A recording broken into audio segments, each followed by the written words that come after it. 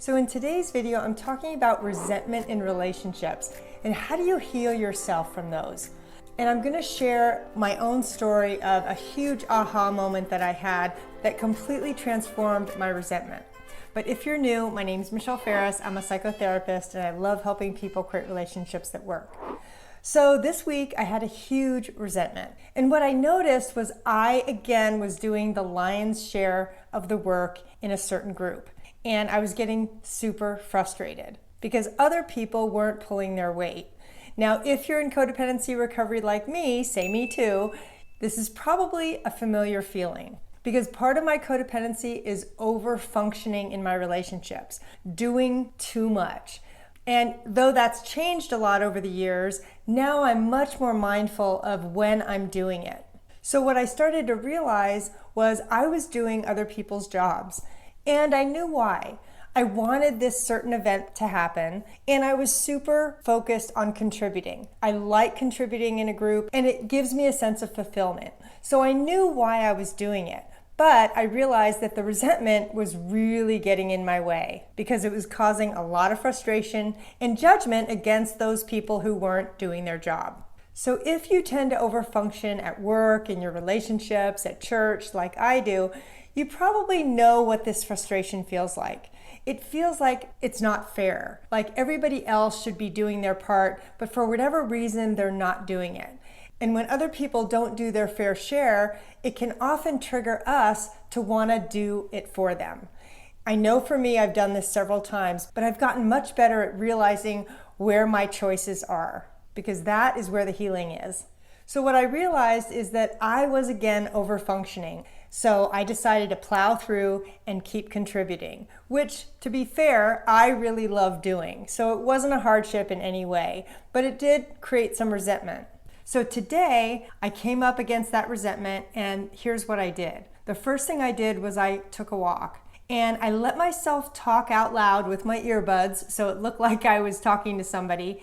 But I literally said everything out loud to those people that I would never say in person because it would most likely be a little bit too harsh and a little bit hurtful.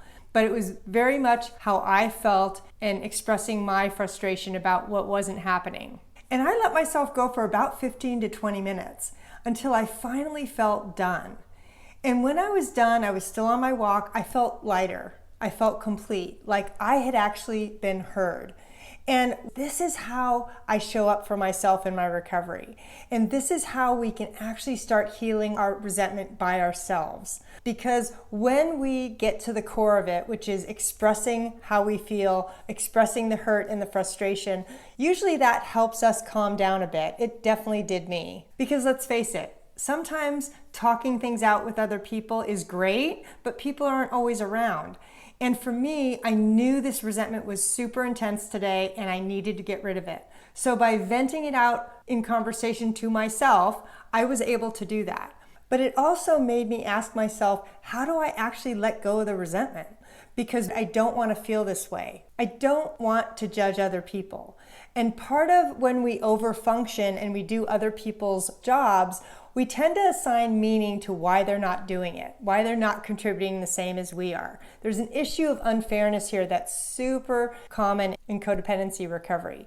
And mine was, why aren't they doing their jobs, right? But what I realized is that I don't know why people aren't showing up. I don't know why people aren't willing to do the rest of their jobs. So now what? What do I do to heal this resentment? And what I realized was that this overfunctioning happens in different areas of my life. And maybe you can relate to that, where what I notice is that a lot of people volunteer for things, but they may not follow through. Now, I'm not saying this about everyone. So in most groups, I think there's a handful of people that follow through and do the service. And then there's a group that doesn't. Maybe they're afraid to volunteer. Maybe they don't have the time or the energy. But here's the thing with resentment is I had to recognize that I was assigning meaning to why they weren't showing up. And the truth is I have no idea why they're not showing up. Maybe they have a sick kid at home. Maybe their marriage is failing. Maybe they struggle with anxiety. Maybe they don't feel like they have the skills to actually do the job they volunteered for. And what I had to do, which I teach a lot in my programs, is get the focus off of the other people and what they weren't doing, because that was only fueling my resentment. So what I did was I put the focus back on myself and asked myself, well, why am I over-functioning? And the answer was simple. I enjoy it. I enjoy getting things done. I love it. I'm an extrovert. It's how I'm built.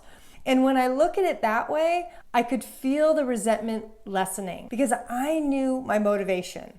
My motivation was to be of service, and that makes me happy. Whether or not somebody else does their share is none of my business. Now, the choice I have and the choice you may have when you're in resentment is that we have a choice on whether or not we want to pick up the slack for other people. I decided to because I wanted this event to work. But in other situations, I've chosen to do just my part or do less or even not participate in that particular group because I didn't really want to be a part of a group that wasn't functioning well. So it always comes back to choice. And with resentment, I think it's really key for us to recognize what stories are we telling ourselves about those other people and what they're, quote, doing to us.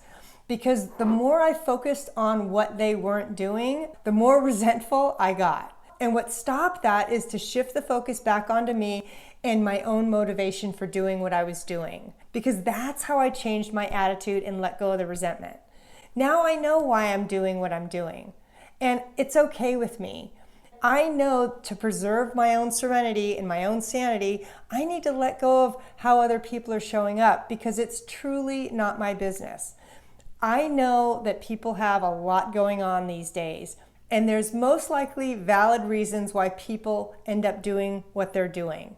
The other thing about resentment is realizing that we have a choice to make. For me, the choice was, do I continue to do more, or do I back out and just do my own part?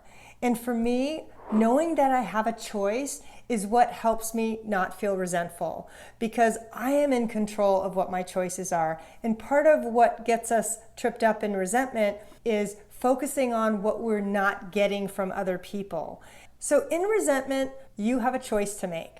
You can choose to keep doing what you're doing, or you can choose to do less, especially if it's around over-functioning.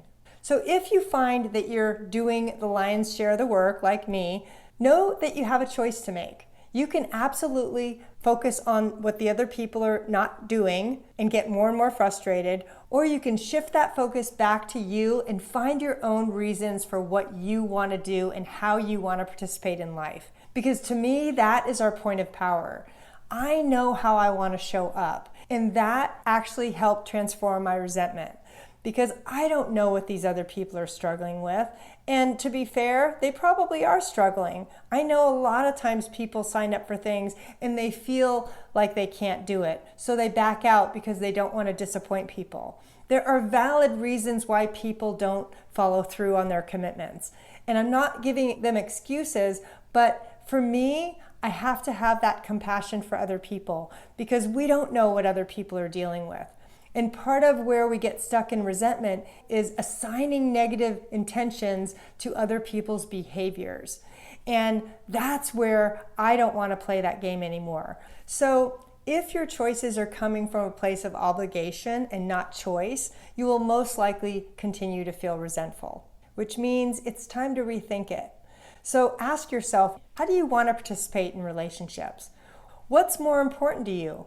Having the satisfaction of getting the job done like me, or maybe it's better for you to do less and to take better care of yourself and let go of that negative story of what other people may or may not be doing. And if you're over-functioning like me, do you want to continue doing that? Are there areas where you're okay over-functioning, but in other areas you might want to pull back? Because that too is part of this recovery process. Now, if you want even more detailed help healing resentment, go watch my next video. Thanks so much.